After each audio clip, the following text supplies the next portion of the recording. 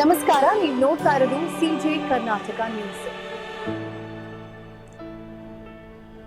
ಸಾರ್ವಜನಿಕರಿಂದ ಕೇಳಿ ಬರುತ್ತಿರುವ ಈ ವಾಮಾಚಾರ, ಮಾಟ ಮಂತ್ರದ ಮಾತು ಇಡೀ ಜಿಲ್ಲೆಯಾದಂತ ವೈರಲ್ ಆಗಿದೆ. ಹಿಂದಿನ ಪಿಡಿಒ ಶ್ರೀಮತಿ ಮಂಜುಳಾ ಘಂಟಿ ಹಾಗೂ ಮಾಜಿ ಅಧ್ಯಕ್ಷರು ಹೊನ್ನಾರ ಮಾಡಿ ಈ ವಾಮಾಚಾರ ಮಾಟ ಮಂತ್ರದ ಗುಣಗಾನದ ಜೊತೆ ಸಾರ್ವಜನಿಕರನ್ನು ಭಯಪಡಿಸುವ ವಾತಾವರಣವನ್ನು ಉಂಟು ಮಾಡಿದ್ದಾರೆ ಎಂದು ಸಾರ್ವಜನಿಕರ ವಲಯದಿಂದ ಕೇಳಿ ಬರುತ್ತಿದೆ.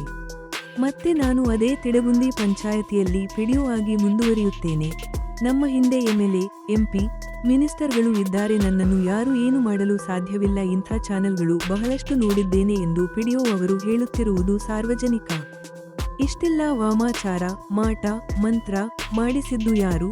ಅಂತವರನ್ನು ಕಂಡುಹಿಡಿದು ಕಾನೂನು ಕ್ರಮ ಕೈಗೊಳ್ಳಲು ಮಾನ್ಯ ಜಿಲ್ಲಾ ಪಂಚಾಯತ್ ಮುಖ್ಯ ಕಾರ್ಯನಿರ್ವಾಹಕ ಅಧಿಕಾರಿಗಳು ಹೆಜ್ಜೆ ಇಡುತ್ತಾರೆಯೋ ಇಲ್ಲ ಕಾದು ನೋಡಬೇಕಾಗಿದೆ.